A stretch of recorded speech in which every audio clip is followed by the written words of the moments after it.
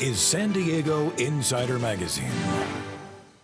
Our first story in this program deals with an explosive issue, toxic mold. Sometimes you can see it, more often you can't.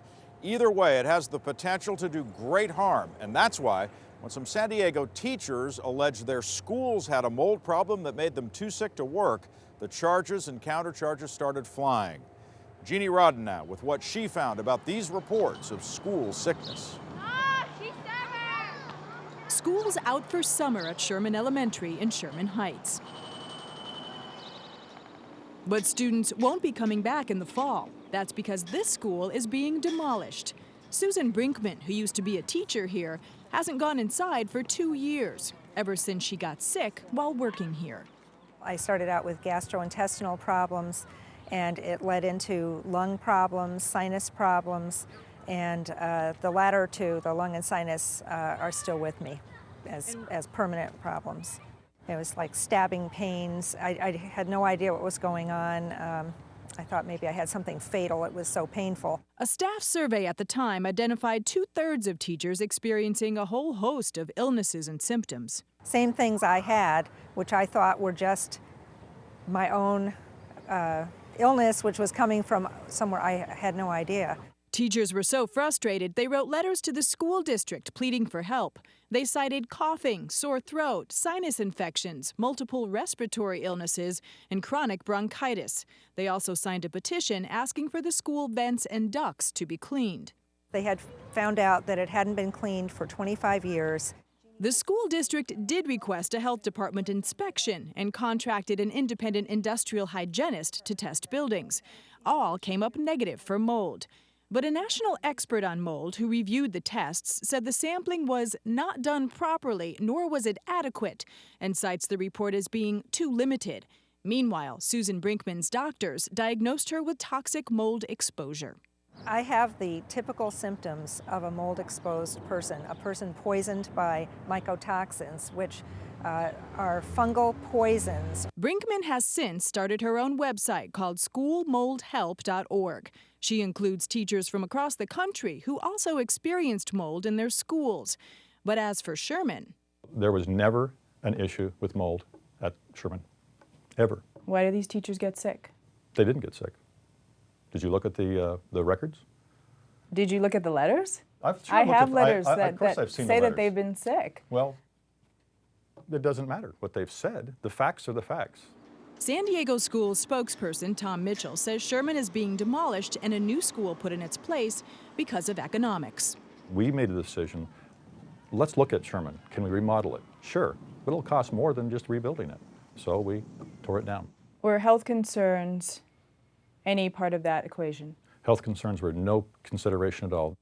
To find out more about what's going on at Sherman, we set up an interview with the school principal, Maria Gomez, 3 times. She canceled all 3 interviews and would not talk to us on camera. A supervisor involved in risk management, Glenn Bogren, who deals directly with school inspections, also refused to appear on camera with us. In fact, it took us more than 50 phone calls to get even one interview on camera with Tom Mitchell. His title is Director of Parent and Community Involvement. He doesn't deal with mold or environmental concerns directly. As far as Principal Gomez, She just chose, she didn't want to talk, period. She's there to fill in a gap until the school closes in the next month, and then she's going to go to a different school. Another school, Kennedy Elementary, has already been demolished, a new school already being built. Here, more than 80 teachers and staff filed complaints that the buildings were making them sick. Janet Peterson was one of them. I had chronic laryngitis, sore throat, headaches, burning, running eyes. Initially, there were probably 15 or 20 teachers, and as we went along and had meetings and talked about it, there were at least 110 teachers and adults. There were many children that just had chronic coughs, children that complained of headaches. 6-year-olds don't complain of headaches a whole lot. A toxicologist tested the site. He found that there were incidences of mold in certain situations. He found fungal species considered hazardous to human health.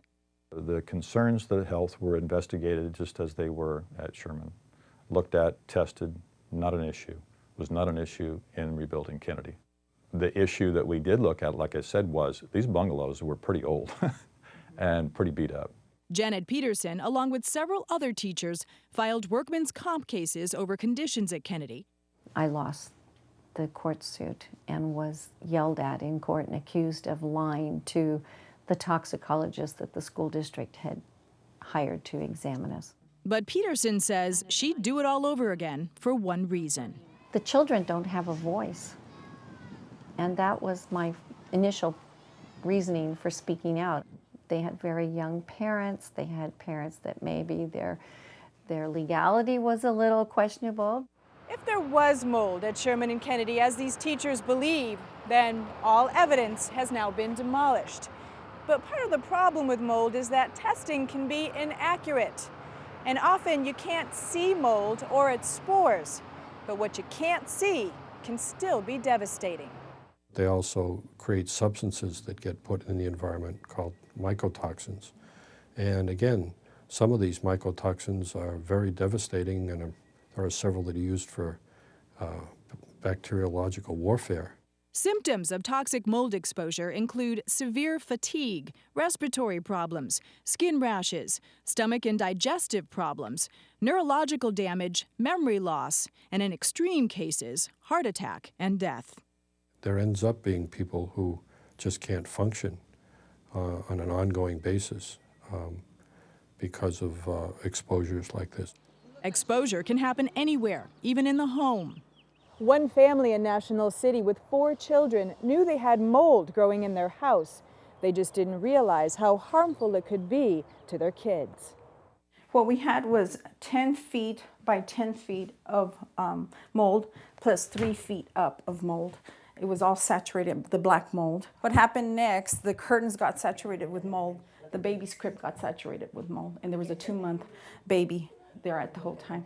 Right now, she's under the evaluation of possible asthma. 2 children in the home have already been diagnosed with asthma, which is often found to be related to mold. They have no idea that this mold is going to be this, affecting my health this much. They have no idea. And especially if they've had less than 3rd grade education, they do not know. Now, thanks to a free program in National City called Healthy Homes, Dulce and her family are getting lots of home improvements, including a new heater. They used to boil water on the stove to stay warm, which made the mold problem worse. They've replaced the carpet with tile, and their couch is now leather to keep mold from growing. So how do you feel now about your house? It's happy. But not all mold stories have happy endings. Experts say that mold growth is becoming more common in newer buildings because of the materials they use today, like sheetrock, which is made of paper and which can be a breeding ground for mold. I'm Jeannie Rodden, Channel 4, San Diego. Much